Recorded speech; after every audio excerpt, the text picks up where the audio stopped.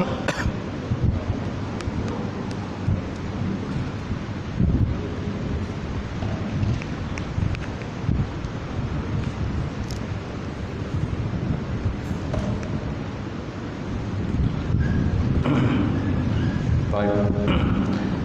mulakan pengajian pada malam ini dengan sama-sama membaca kitab Ila Hadratil Nabi Muhammadin Mustafa Rasulullah sallallahu alaihi wasallam wa ala kiram wa ashabihi Al-Fatihah. A'udzu billahi minasyaitonir rajim. Bismillahirrahmanirrahim. Alhamdulillahirabbil alamin. Rahmanir rahim. Maliki yaumiddin. Iyyaka na'budu wa iyyaka nasta'in. Ihdinas siratal mustaqim. Siratal ladzina an'amta 'alaihim ghairil maghdubi 'alaihim waladdallin. Amin. Assalamualaikum warahmatullahi taala wabarakatuh. Alhamdulillahirabbil alamin. Wal 'aqibatu lil muttaqin wala udwana illa 'alal zalimin. Asyhadu an la ilaha illallah wahdahu la syarikalah wa asyhadu anna Muhammadan abduhu wa rasuluhu. Allahumma shalli wa sallim ala hadzal nabiyil karim wa ila al malaikatil muqarrabin wa ala alihi wa sahbihi wa man da'a bi da'watihi wasanna bi sunnatihi ila yaumiddin. Rabbi shrah li sadri wa yassir li amri wahlul 'uqdatam min lisani yafqahu qawli. Amma ba'd. Qala Allah Subhanahu wa ta'ala fi kitabil azim ba'da a'udzu billahi minasyaitonir rajim. Bismillahirrahmanirrahim. Qul hal yastawil ladzina ya'lamuna wal ladzina la ya'lamun innama yatazakkaru ulul albab. Sadaqallahul azim. Maksudnya, adakah sama, kata oleh Muhammad, adakah sama orang-orang yang berilmu dengan orang yang tidak berilmu? Hanya saja orang-orang yang menerima peringatan Allah Subhanahu wa taala itulah orang-orang yang berikan akal yang sempurna oleh Allah. Waqala Nabi sallallahu alaihi wasallam, la yu'minu ahadukum hatta akuna ahabba ilaihi min walidihi wa waladihi wan nasi ajmain. Maksudnya, tidak sempurna iman salah seorang daripada kamu sehingga aku, kata Rasulullah, lebih ia kasihi, melebihi kasihnya pada ayahnya, lebih kasih dia pada anaknya, dan lebih kasihnya kepada manusia semuanya. Alhamdulillah. Yang dihormati Al-Fadhil Tuan Imam kita, tak lupa juga seterusnya Tuan Bilal, kemudian Al-Fadhil Tuan Syah, seterusnya jawatan fasal masjid, sidang jemaah, muslimin muslimat rahimahullah ta'ala.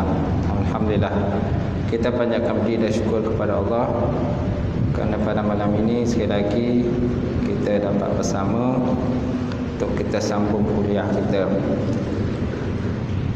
kitab Jawharah Tauhid yang dikarang oleh Syekh Ibrahim Laqani rahimahullah ta'ala. Baik, kita masih lagi dalam pembahasan bait syair yang ke-25. Betul tak? Bait syair yang ke-25 di mana musannif menyatakan dalam bait syairnya, qiyamuhu bin nafsi wahdaniyah.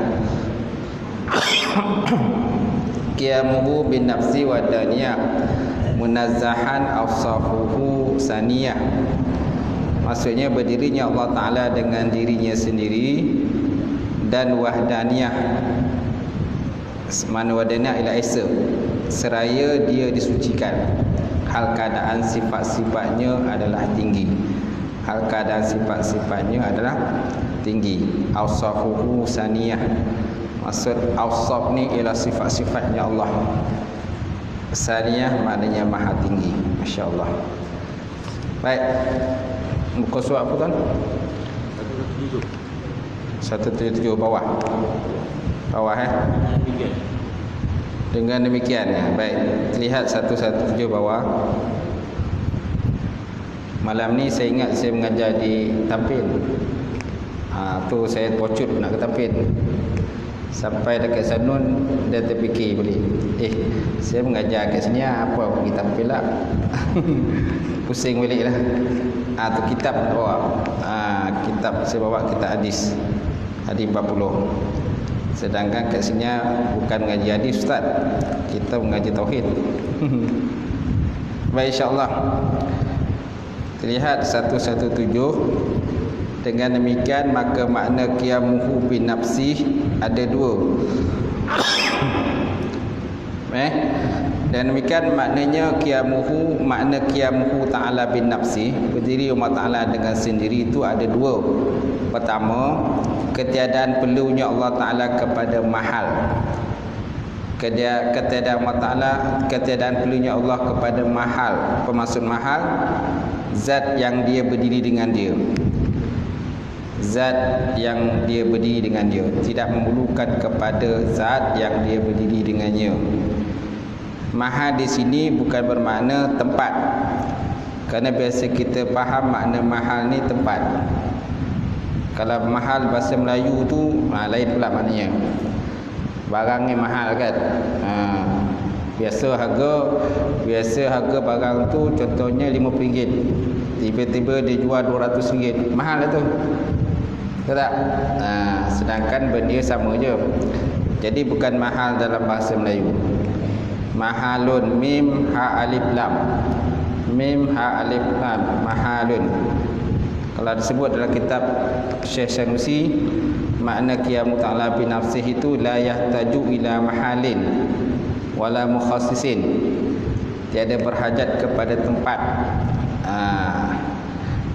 Tapi sini bukan makna tempat.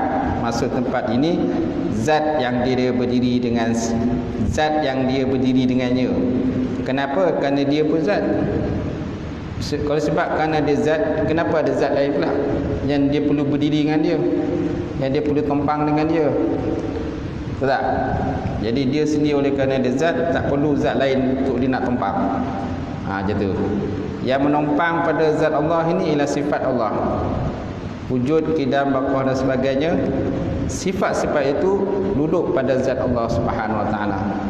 Sedangkan zat Allah tidak ada perlu bergantung pada zat yang lain yang untuk nak dia berkuat, berpegang atau apa, memperkukuhkan diri dia. Tak ada. Kemudian yang kedua, ketiadaan perlunya Allah kepada mukhassis. Mukhassis ialah zat yang menjadikan dia. Jadi Allah Ta'ala tidak perlu kepada muhassis. Mana muhassis ialah zat yang menjadikan akan dia. Tak perlulah. Kerana apa? Kerana dia terjadi dengan sendirinya.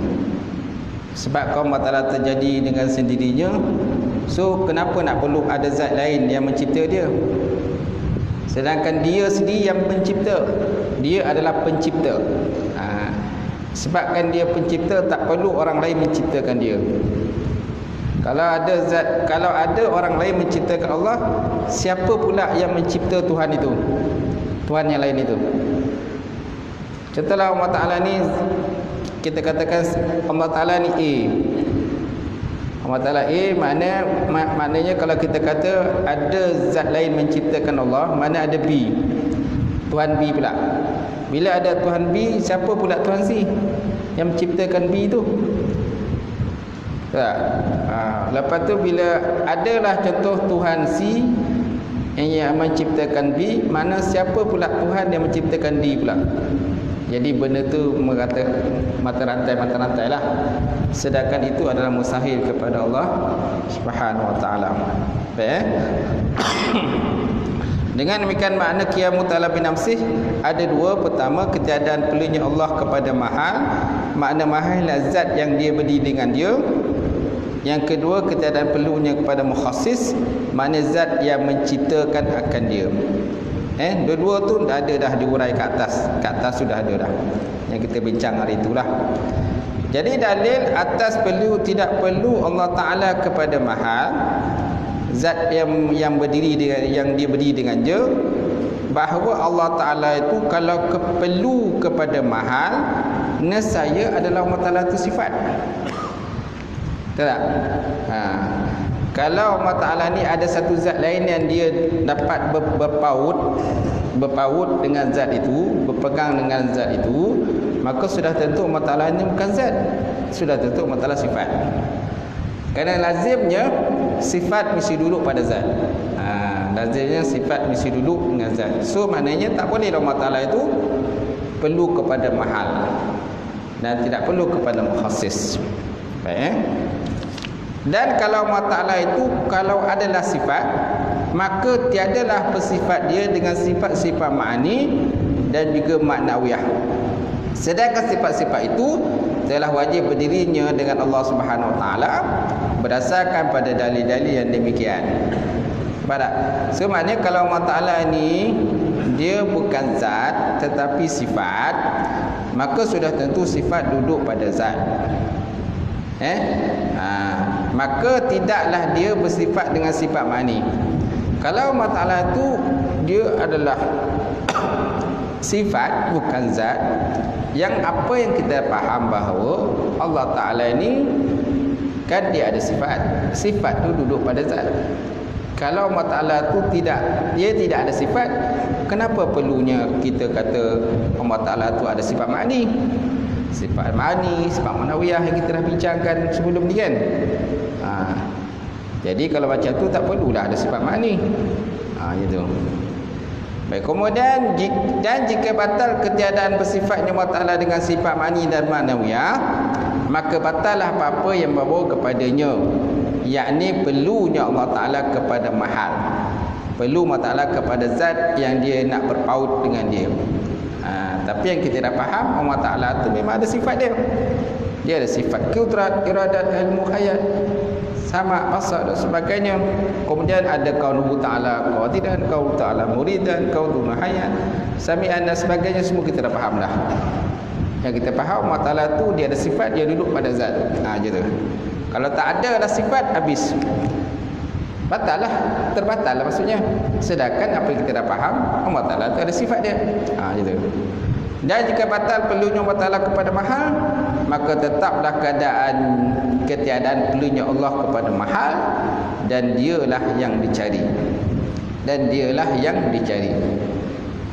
Dan jika batal perlunya Allah kepada mahal, kepada zat yang dia berpaut dengan dia, maka tetaplah ketiadaan perlunya Allah kepada mahal, dan dialah yang dicari. Itu yang kita carilah. Jadi makna kesimpulannya kan, maknanya Allah Ta'ala tidak berhajat kepada mahal. Itu je lah. Dan dalil atas tidak perlu Allah Ta'ala kepada muhassis. Muhassis maknanya zat yang menciptakan akan dia, zat yang menjadikan akan dia. Dalil atas tidak perlu Allah Ta'ala kepada muhassis adalah bahawa kalau Allah Ta'ala itu perlu kepada muhassis, nescaya jadilah dia hadis. Nescaya jadilah Allah Ta'ala tu hadis. Jadi kalau Allah Ta'ala itu bersifat kepada muhassis, mana zat yang mencipta akan dia, zat mana ada zat lain yang menciptakan Allah, maka sudah tentu Allah Ta'ala ini bukan qadim. So mana Allah Ta'ala itu hadis lah. Senasaya Allah Ta'ala itu hadis. Macam kita kan hadis, benda baharu kan, yang dicipta oleh Allah Subhanahu Wa Ta'ala. Qadim dengan hadis satu benda yang berbeza. Dan dalil atas tidak perlu Allah Ta'ala kepada muhassis adalah bahawa kalau Allah Ta'ala, kalau bahasanya Allah kalau perlu kepada muhassis, nescaya jadilah dia hadis. Jadi Allah Ta'ala tu hadis. Sebab apa? Ada Tuhan lain yang menciptakan dia. Kerana sifat yang kena cipta ni biasanya hadis. Sifat yang kena cipta mesti hadis, bukan qadim. Sedangkan zat yang mencipta adalah qadim, bukan hadis. Beza kan? Macam kita ni semua sifat kita hadis. Setiap benda hadis sudah tentu satu masa ketika nanti dia akan musnah. Dia akan musnah, dia akan rosak, dia akan binasa, dia akan mati dan sebagainya lah. Sedangkan zat Allah Ta'ala tu tidak sebagaimana begitu. Baik, bagaimana ini? Sedangkan telah terdahulu perihal wajib punya Allah Ta'ala dan kidam serta bakoknya, baik zat ataupun sifat Allah Subhanahu wa taala. Baik, peringatan. Jadi yang demikian, Allah Taala terkaya daripada mahal dan mukhassis secara bersama-sama. Allah Ta'ala bersifat istighna. Istighna mana kaya kan? Kan ada dua sifat yang ada pada Allah. Istighna, yang kedua iftikar, sifat tak faham. Iftikar maksudnya berhajat makhluk kepada Allah. Istighna maksudnya terkaya Allah daripada makhluk. Terkaya Allah Ta'ala daripada makhluk. Itu ada dua sifat tambahan lah, yang biasa dibahaskan. Jadi dari yang demikian, dapatlah diketahui bahawa Allah Ta'ala terkaya daripada mahal, mana zat yang dia berpaut dengan dia, dan mukhassis, mana zat yang mencipta akan dia. Allah Ta'ala terkaya, mana tak perlulah benda tu. Terkaya maksudnya Allah Ta'ala tidak berhajat. Maksud terkaya, macam kita terkaya lah. Kita terkaya daripada orang lain. Jadi mana kita tak berhajat pada orang lain. Sebab duit kita ada banyak. Duit banyak kan, berjuta-juta, berbilion-bilion duit. Bila duit banyak, kita tak berhajat kepada orang lain. Tapi kalau duit kita tak ada, duit kotor, duit kita zero, kosong, dalam akaun pun tak ada, semua ada. Dalam poket pun tak ada duit, kat rumah pun tak ada duit. Mana duit tak ada, satu kosong dah. So maknanya kita berhajat kepada orang lain. Kita berhajat bantuan daripada orang lain. Sedangkan Allah Ta'ala terkaya, tidak berhajat kepada sesiapa di kalangan makhluk. Hatta makhluk yang paling kaya dunia pun Allah Ta'ala tidak berhajat pada makhluk itu. Siapa makhluk yang paling kaya dalam dunia ni? Terkaya dunia ni, kan? Billionaire kan? Tu yang mencipta Microsoft tu. Siapa tu? Luxembourg, benda tah nama dia, kan? Yang FB kan, dia buat Facebook tu kan. Tu antara orang terkaya di dunia lah. Terkaya kan, maknanya dia tak berhajat pada orang, sebab duit banyak, bertimbun duit dia. Macam tu. Tapi Allah Ta'ala tidak berhajat pada dia pun. Sebab Allah lagi kaya daripada dia. Allah Ta'ala lagi kaya daripada orang yang paling kaya yang terdapat dalam dunia ini. Baik, yang kedua, sifat-sifat Allah Ta'ala terkaya daripada mukhassis dan berdiri dengan zat Allah Subhanahu Wa Ta'ala, dan tidak diibaratkan padanya dengan memerlukan kepada zat, kerana adanya mengandungi beberapa sangkaan. Dan al-fakhur telah berlaku tidak sopan, di mana dia menggunakan padanya lafaz memerlukan. Lafaz memerlukan. Okey, ulang semula. Sifat-sifat Allah Ta'ala terkaya daripada mukhassis. Mukhassis di zat yang menjadikan dia kan. Dan berdiri dengan zat Allah Subhanahu Wa Ta'ala. Allah Ta'ala tidak berhajat pada zat yang lain yang berdiri dengan dia, kerana dia adalah zat yang tunggal.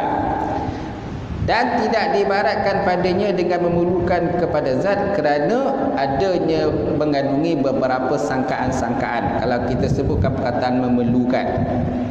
Dan al-fakhru telah berlaku tidak sopan, di mana dia menggunakan padanya lafaz memerlukan. Lafaz memerlukanlah. Cuma tak dipastikan di mana perkataan ini memerlukan ni. Tak ada sebut pun di belakang kan?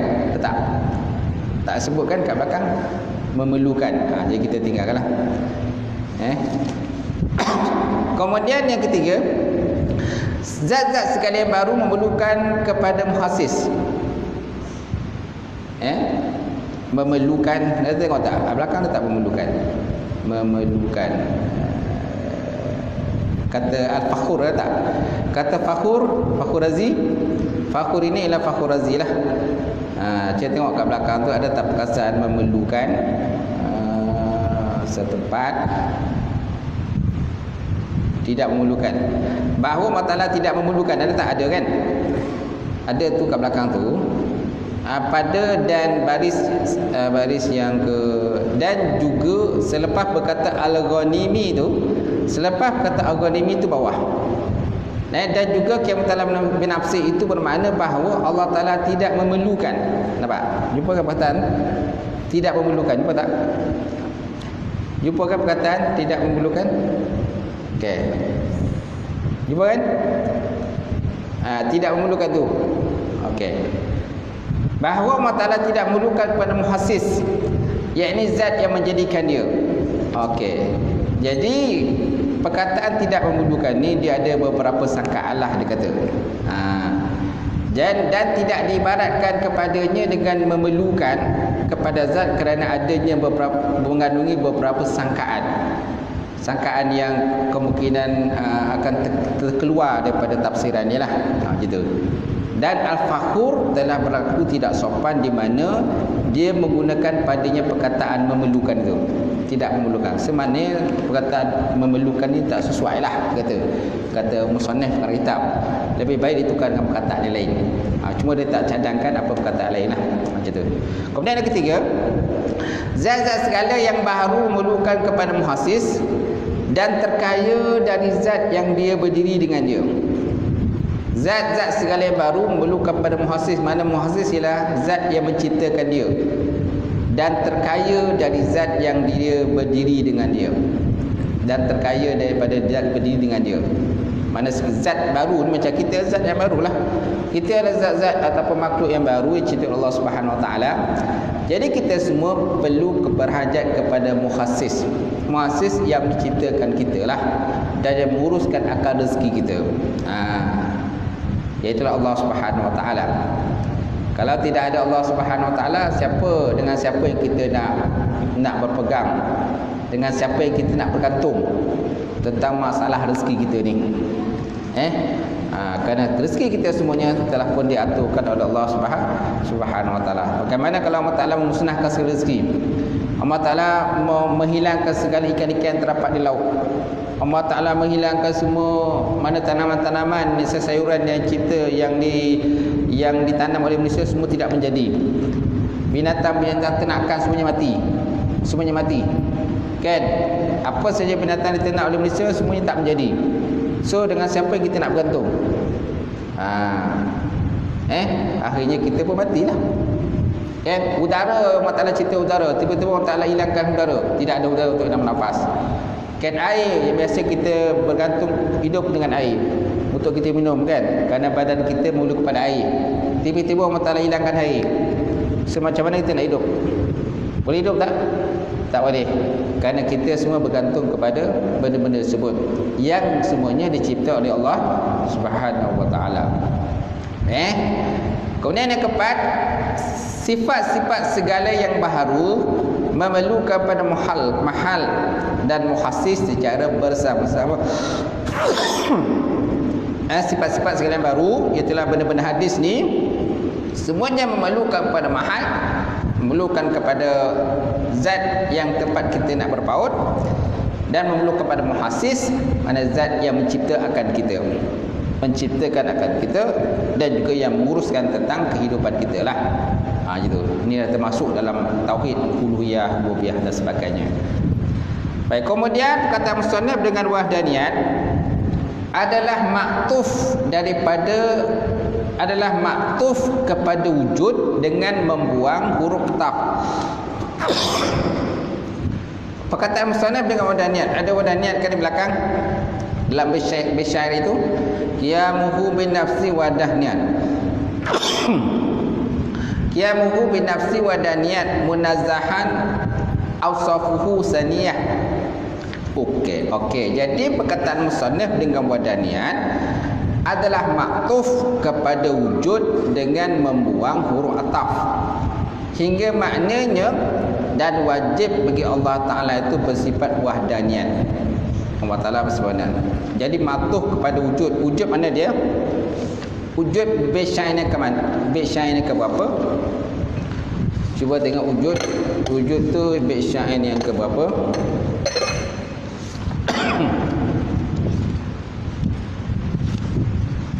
Wujud. Okey. Wujud bait syair yang 23. Wajibun lahu wujud wal qidam. Kaza baqaun laisa bil adam. Kat situ ada perkataan wujud kan? Jadi tuan-tuan, kalimat wahdaniyat ini adalah maktuf kepada wujud yang terdapat dalam bait syair yang ke-23. Karena ataf ikut maktuf. Ataf ikut maktuf. Kalau tuan-tuan mengaji bab nahwu kan, ada 4 benda tu yang mengikut di antara satu sama lain. Itulah ataf ikut maktuf, na'at ikut man'ut, apa lagi? Taukid ikut muakkad ataupun mubdal min. Okey. Ada satu lagi. Ataf badal ikut mubdal min. Badal ikut mubdal min. Okey, itu dalam bab nahwu tu. Pertama badal, na'at ikut man'un. Kalau na'at bagi atas, maka man'un dia pun bagi atas. Kemudian taukid ikut muakkad ataupun taukid ikut muakkad. Kalau taukidnya bagi atas, maka yang muakkad pun bagi atas. Macam itulah. Kemudian badal ikut mubdal min. Kan? Kemudian yang keempat lagi tu atau taukid, badal, na'at. Badal dan juga na'at lah. Okey, ada 4. Ataf ikut maktuf, taukid ikut muakkad, badal ikut mudammin, okey, na'at ikut man'un. Na'at ikut man'un ataupun sifat ikut mausuf. Okey. Jadi wadaniyat ni adalah maktuf kepada wujud. Wadaniyat adalah maktuf pada wujud dengan membuang huruf ataf. Jadi huruf atafnya dibuang. Huruf atafnya biasanya waw. Waw. Kan? Lepas tu huruf waw, rubah. Okey. Ada 10 tu huruf ataf tu. Huruf fa pun termasuk huruf ataf juga. Okey. Jadi kalau dia punya matuf tu bagi atas ataupun di depan, maka dia pun bagi depan. Contohnya macam wujud ni kan bagi depan. Jadi wahdaniyat ni sepatutnya bagi atas, bagi depan jugalah. Sepatutnya wahdaniyatu kenapa? Kerana wujud tu bagi depan. Disebabkan wujud bagi depan, maka wahdaniyat pun kena bagi depan. Tetapi sekarang ni kenapa wahdaniyat tu tak bagi depan? Kerana apa? Kerana diikut bait syair. Diikut bait syair. Disebabkan bait syair itu yang sesuai ialah dihurufkan mati, maka matilah dia. Wahdaniyat. Kerana bait syair ni dia biasa bait syair ni ujung dia akan mati, baris dia mati. Kalau tak mati pun dia akan dibaca huruf mati. Dibaca dengan mati juga. Ataupun jazam, dibaca dengan jazam. Baik. Jadi perkataan musannaf wadaniyat adalah maktuf kepada wujud dengan membuang huruf ataf. Huruf atafnya dibuang, waw lah. Hingga maknanya dan wajib bagi Allah Ta'ala itu bersifat wahdaniyat. Jadi bila sebut dan tu maksudnya waw lah. Waw kan pada dan. Dan wajib Allah Ta'ala itu wahdaniyat. Jadi waw tu adalah waw huruf ataf. Tapi waw itu telah pun dibuang, dihazafkan kata musannaf lah. Baik, kemudian kata wahdaniyat adalah nisbah kepada wahdah. Perkataan wahdaniyat itu nisbah kepada wahdah ataupun wahdah, satu, kesatuan. Maka huruf ya di situ adalah nasab, menunjuk hubungan, sedangkan alif dan nun adalah untuk mubalaghah. Sebagaimana pada raqbani nisbah kepada raqabah dan sya'rani nisbah kepada sya'ru. Nisbah kepada sya'ru. Faham kan? Maka huruf ya di situ adalah nasab. Pada huruf ya yang ada nasab itu wahdaniyah. Wahdaniyah. Sepatutnya dibaca wahdaniyatu. Tak? Kerana ikut kepada maktuf. Maktuf wujud tu bagi depan, maka dia pun sepatutnya bagi depan. Tapi kenapa dimatikan, dijazamkan? Kerana nak bersesuaian dengan bait syair. Faham Kemudian huruf ya tu wahdaniyah. Ya tu dikata musannaf wahdaniyah tu di atas. Betul tak? Nasab di atas lah. Takkan tuan-tuan tak tahu mana nasab tu di atas. Kalau dhammah bagi depan atau rafa' bagi depan. Jazam mati. Jazam mati. Kasrah bagi bawah. Kasrah bagi bawah. Khafat pun bagi bawah juga. Ada beberapa istilah yang kita kena tahu ni. Sebabnya kita kena belajar juga bab-bab nahwu ni. Bab nahwu kan. Sebab nahwu kalau bagi atas, dia tak sebut bagi atas. disebut dhammun atau raf'un berdepan. Kan? Kalau di bawah kita takkan, kalau orang Arab takkan dia nak kata nak bagi bawah. Arab dia tak cakap bagi bawah, dia kata khafat ataupun kasrah, bagi bawah. Pasti bagi bawah lah. Kan? Sukunun ataupun jazmun. Bahasa kita ni mati. Bahasa kita matilah, baris mati. Tapi orang Arab takkan dia sebut mati. Dia sebut sukun bagi depan, bagi jazam ataupun jazmun bagi mati. Itulah. Faham kan? Maka huruf ya di situ adalah nasab, menunjukkan hubungan, sedangkan alif dan nunnya adalah untuk mubalaghah. Mana alif nunnya tuan-tuan? Cuba tengok alif nun tu. Wahdaniyah ada alif kan? Tuan-tuan tengok perkataan wahdaniyah tu ada alif tak? Ada. Lepas tu ada nun tak? Nun. Waw, ha, dal, alif, nun, ya tu bertasydid, lepas tu ta marbutah. Wahdaniyah. Jadi pada wahdaniyah itu ada alif satu. Lepas tu satu lagi dia ada nun. Dia ada nun. Jadi huruf alif dan nun itu menunjukkan kepada mubalaghah, bersangatan. Yang melampaui, dia kata melampauilah, sesuatu melampaui. Sebagaimana pada perkataan raqbani nisbah kepada raqabah dan sya'rani nisbah kepada asy'aru. Nisbah kepada asy'aru. Di dua perkataan ini pun ada alif, raqbani ada alif dan nun, kemudian sya'rani ada alif dan juga nun. Ada alif dengan nun. Jadi dua-dua itu bermakna mubalaghah. Mubalaghah lah. Sya'rani kata syair, bersangatan syair, sya'rani. Raqbani bersangatan raqabah. Raqabah ni asal dari raqabah ni leher lah. Leher raqabah. Fakku raqabah. Kan? Ataupun merdekakanlah raqabah. Merdekakanlah aku punya apa ni? Kan dalam waktu kita sembahyang tarawih kan ada doa kan, dia suruh kita merdekakan kita punya raqabah, merdekakan punya leher gitu tu. Maksud merdeka leher itu adalah maksudnya merdeka kita daripada api neraka lah. Merdekakan api kita daripada api neraka. Mana sebut leher tapi dikenakan seluruh tu badan kita. Macam tu. Baik, dan berkata Yahya Asyawi bahawa tidak sah keadaan ya itu untuk nasab, untuk bagi atas. Kerana yang dimaksud adalah ketetapan wahdah dengan dirinya sendiri. Bukan tetapnya sesuatu yang dinasabkan diberikan ke atas kepadanya. Dan beliau memilih menjadikan ya di situ untuk masdar. Sebagaimana kepada ad-darabiyah ni perkataan masdar. Sedangkan kata musannif dia kata wahdaniyah ini bukan masdar, tetapi merupakan satu isim yang mubalaghah. Bersangatan wahdah, bersangatan esanya Allah. Terjemahan paling tepat ialah bersangatan esa Allah Subhanahu taala. Sama ada esa pada sifat dia, esa pada af'alnya, perbuatan dia, dan juga esa pada zat Allah Subhanahu taala. Jadi terjemahan paling sesuai kepada wahdaniyat itu maksudnya bersangatan esa. Bersangatan esa. Samalah seperti perkataan ahmar bersangatan merah. Bersangatan merah. Asalnya hamaro ni merah. Hamaro merah. Ahmar bersangatan merah. Gitu. Kan putih dan juga bersangatan putih kan berbeza. Dia ni putih yang ni bersangatan putih.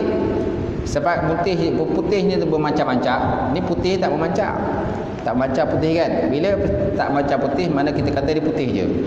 Bila putih tu memancar, berkilau-kilau putihnya, ini bersangatan putih. Bersangatan. Betul juga merah. Ni merah sikit. Ni merah apa juga merah. Ya ini merah memancar. Wah, ni bersangatan merah. Bersangatan merah macam kau. Ini lembu kau dapik ni, habis dia kau jaga kau ni. Kau jaga kau ada lembu tu tak? Nampak. Kerana lembu ni pantang tengok warna merah. Macam tu. Jadi tuan-tuan jangan pakai baju merah. Kalau ada lembu depan, kau ada koja ada lembu ni tandu kan kau tolak. Betul tak? Baik. Jadi dan berkata Yahya As-Sawi bahawa tidak sah keadaan ya itu untuk nasab. Mana ya mana pada wahdaniyah itu. Dia kata tak sah nasab, tak sah bagi atas dia kata. Kerana yang dimaksud adalah ketetapan wahdah, ketetapan esa dengan diri sendiri. Bukan tetap sesuatu yang dinasabkan kepadanya.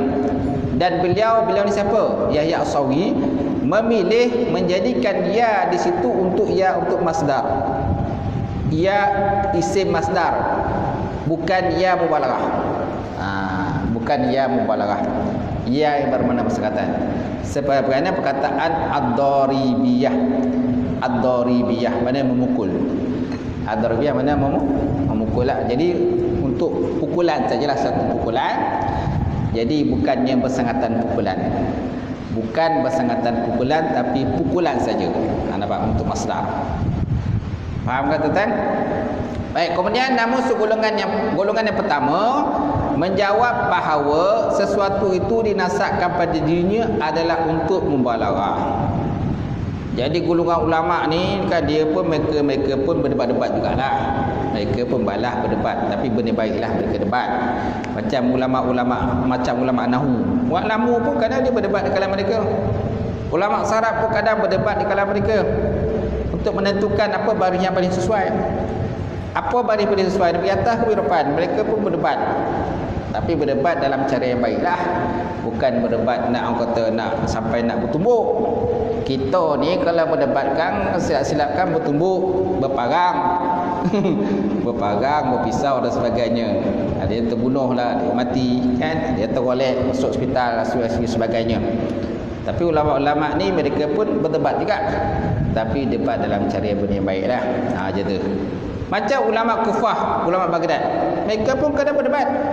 Ulama Kufah, okey, mereka ni lain pendapat dia. Ulama Baghdad pun lain pendapat. Ini dalam bab nahwu je. Bab nahwu pun mereka berbalah. Tapi berbalah cara yang baiklah. Macam tu. Faham kan tuan-tuan? Namun golongan yang pertama menjawab bahawa sesuatu itu dinasabkan, dinisbahkan pada dirinya adalah untuk mubalaghah. Sesuatu itu dinasabkan, dinisbahkan untuk dirinya adalah untuk mubalaghah.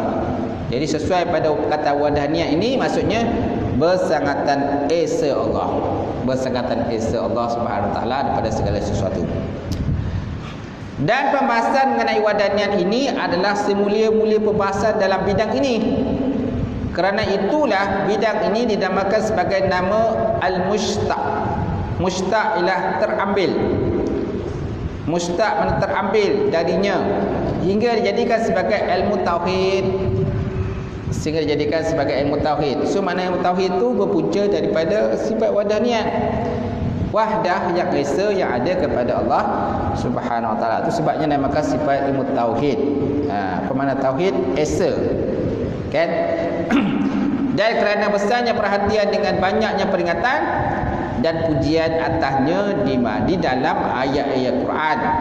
Seperti mana firman Allah Subhanahu Wa Taala dalam Quran, wa ilahukum ilahu wahidun la ilaha illa huwar rahmanur rahim.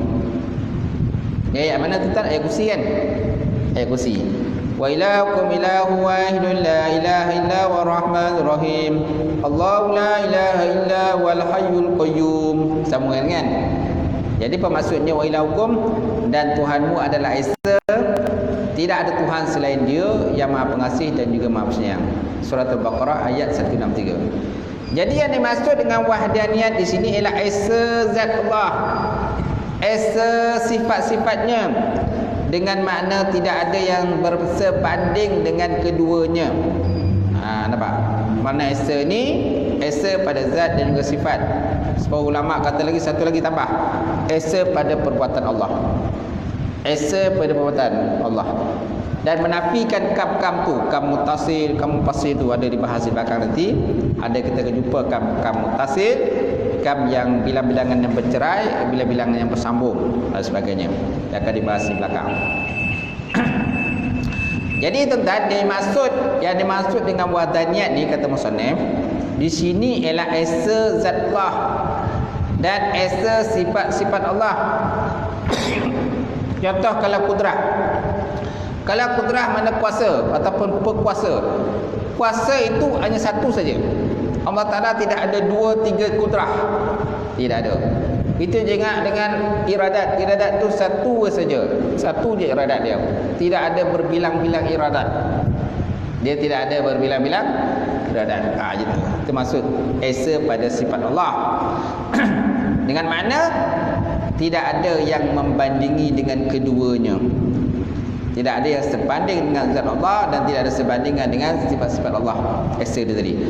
Adapun esa zat dengan makna tidak tersusun daripada beberapa juzuk ataupun bahagian, maka telah terdahulu dalam bab mukhalafatu ta'ala lil hawadis. Persalahan Allah Ta'ala dengan servis baru. Kalau Allah Ta'ala ini dia esa daripada beberapa juzuk, beberapa bahagian. Macam tubuh badan kita ni, batu badan kita ni boleh dibelah. Zat Allah Ta'ala tak boleh dibelah. Tidak boleh dibelah. Zat kita boleh dibedah, dipotong. Badan kita ni boleh dipotong, potong 20, potong 30 semua boleh. Kita tengok dalam peristiwa apa tu? Mona Fendi tu tak? Ingat kan cerita dengan yang terbunuh perempuan kan? Yang dibunuh tu. Siapa tah dibunuh kan? Yang dibunuh kan? YB kan apa nama? Tengoklah dipotong kan badan orang tu. Kan? Lapan boleh atau tidak dikorek dia. Banyak korek kan? Korek tu, korek dia dan sebagainya. So maknanya tu badan kita boleh kerat. Boleh kerat lah. Macam tu. Tapi zalim lah. Nama itulah zalim. Yang kita nak kerat ni biasanya binatang alam, binatang yang boleh kita makan, kita kerat badan dia. Betul tak? Ayam, itik, kambing, lembu, kerbau, rusa. Kerana memang hakikatnya kejadian manusia tu, kejadian makhluk tu begitu macam tu. Akan tetapi ada juga zat yang tidak boleh berbahagi. Istilahnya nama jauhar far. Okay, jauhar far ni salah satu zat yang tidak boleh menerima bahagi, tetapi dia bukan Allah. Dia bukan Allah. Jauhar far ni satu titik hitam yang sangat halus, yang sangat kecil, yang tidak lagi boleh kita menerima bahagi. Tak boleh nak bagi-bagi lagi. Itu namanya jauhar far. Kan? Dia bukan dia Allah. Bukan Allah Ta'ala juga, tetapi dia merupakan makhluk juga yang dicipta oleh Allah Subhanahu Wa Ta'ala. Sebabnya ulama membahagikan bila sebut tentang makhluk bagi dua. Sebut makhluk ada dua. Okay? Pertama jisim, yang kedua arat. Jisim dan arat. Bila tengok jisim pun bagi dua. Satu jisim yang bermakna jirim, satu jauhar far. Jirim ni boleh terima bahagi, jauhar far tak boleh terima bahagi. Tetapi dia tetap termasuk dalam kumpulan makhluk juga. Arat pula sifat. Sifat rendah tinggi kan, rendah ke tinggi ke, atas bawah kan, waktu dan sebagainya. Ini dikatakan sebagai arat. Arat ni duduk pada makhluk juga. Arat adalah satu benda tidak boleh bercerai tanggai daripada makhluk. Bila ada makhluk adalah arat. Contohnya bergerak atau diam. Bergerak atau diam. Satu arat, satu jirim ataupun makhluk itu dia tidak pernah sunyi daripada bergerak atau diam. Kalau tak bergerak dia diam, kalau dia tak diam dia mesti bergerak. Macam tu. Dan arat juga bila sebut kata arat, maka dia tidak sunyi daripada 4 perkara. Bila sebut arat, dia tak sunyi daripada 4 perkara. Pertama, aina di mana? Kedua, kam bagaimana? Kemudian mata bila? Kan? Hal adakah? Aina di mana? Kemudian mata bila? Kam kaifa tadi. Kaifa bagaimana? Bagaimana benda tu? Bagaimana keadaannya? Kemudian mata bila dia wujud? Bila dia datang? Kan, bila dia nak pergi dan sebagainya. Mana 4 benda ni, 4 persoalan ni tidak sunyi daripada arat. Aina di mana? Di mana? Kedua, kaifa bagaimana keadaan dia? Yang ketiga, mata bila? Kan? Kemudian yang keempat, kam Kam ni berapa bilangan dia. Macam tu. Baik, seterusnya tuan-tuan. Lihat sekali lagi. Dan esa sifat dengan makna ketiadaan berbilangnya daripada satu jenis, seperti ada dua kudrat atau lebih.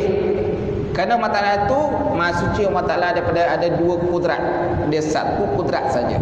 Itu namanya esa pada sifat Allah.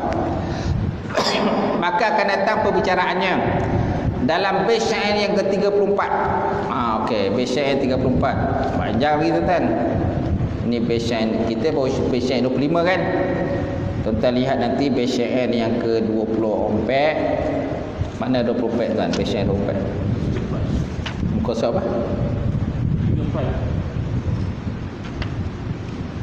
34. Okey, bait syair 34 surat 181.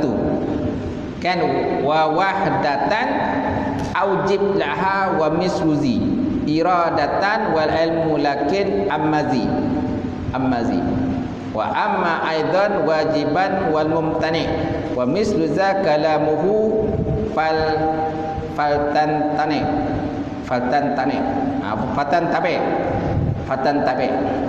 Ke situ ada perkataan wahdah ni kan, Jadi tuan-tuan, maka kata musannif, maka akan datang pembicaraannya tentang dua kudrah, ketiga kudrah dan sebagainya pada bait syair yang ke-34 yang berbunyi wa wahdatan aujib laha. Gitu sampai habis. Kemudian dan esa af'al, esa Allah Ta'ala dari segi perbuatannya, maka dengan makna tidak ada taksir, tidak ada bekasan bagi selainnya Allah dalam satu perbuatan Allah, di mana di antara beberapa perbuatan, maka akan datang percaraannya dalam syair yang ke-45 yang berbunyi wa khaliqun li 'abdi wa ma amil. Wa khaliqun li 'abdihi wa ma amil. Itu syair yang ke-45 lah. Berkenaan dengan esa Allah Ta'ala segi perbuatan. Esa Allah Ta'ala segi perbuatan. Macam kita ada juga perbuatan kita.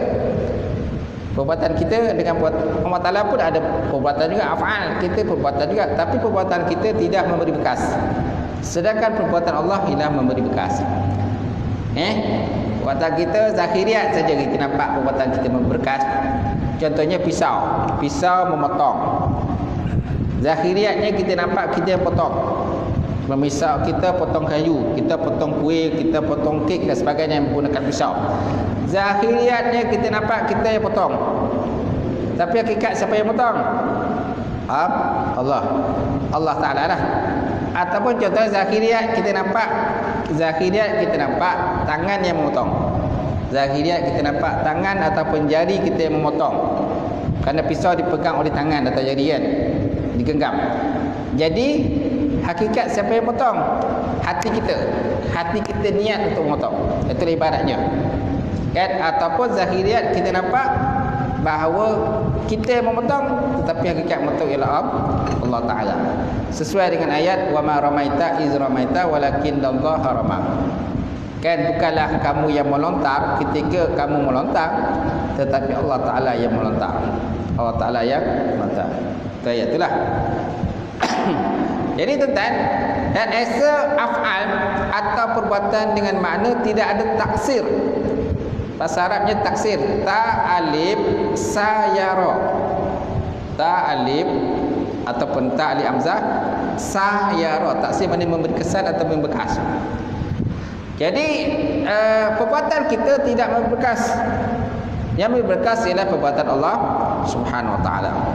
Jadi dan makna afal ataupun esa perbuatan itu dengan makna tidak ada taksir pemberi bekas bagi selainnya Allah dalam satu perbuatan, di mana beberapa perbuatan maka akan datang pada bait syair yang 45 lah. Zahiriah kita nampak yang melakukan, tetapi hakikatnya bukan kita yang melakukan, tetapi yang akan ditanya siapa? Yang ditanya tetap kita. Yang ditanya tetap kita. Bukan Allah Ta'ala yang ditanya. La yusaluna amma yuf'alun. Kan dia tidak akan ditanya di atas apa yang dibuat.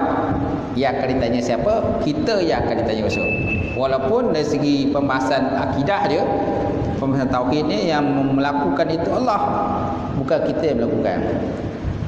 Dan Allah Ta'ala tidak akan ditanya kenapa dia lakukan. La yusaluna amma yuf'alun. Dia tidak akan ditanya kenapa dia buat. Yang ditanya siapa? Kita makhluk ini yang akan ditanya. Cuma kita makhluk, kita kena faham, kita ada usaha dan ikhtiar. Usaha dan ikhtiar. Kena usahalah. Jangan buat benda tak elok, kena buat benda yang baik saja. Gitu. Baik.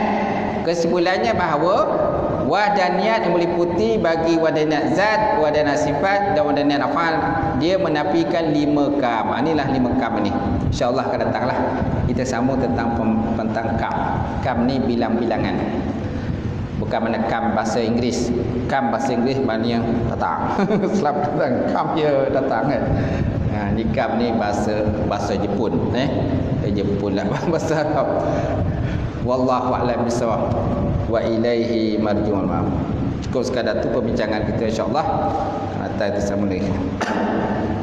A'udzubillahi minasyaitonir rajim. Bismillahirrahmanirrahim. Alhamdulillahirabbil alamin wassalatu wassalamu ala asyrafil mursalin wa ala alihi washabbihi ajmain. Allahumma zidna ilman nafi'a wa yaqinan shadiqan wa amalan mutaqabbala wa rizqan halalan barakatan katsira wa siyadatan ya alim. Nawlana qulubana bi nuri ma'rifataka wa tahana fa'alifin. Allahumma faqihna fid din, Allahumma faqihna fid din. Allahumma ja'al hadza jam'al marhuma wa tafarruqana min ba'di tafarruqan ma'suma. Rabbana bainana wa bain qawmina bil haqq wa antal fatihin. Rabbana atina fid dunya hasanah wa fil akhirati hasanah wa qina azabannar. Subhana rabbika rabbil izzati amma yasifun. Wassalamu ala mursalin. Alhamdulillah. Taqabbalallahu minkum wa minkum taqabbal ya karim.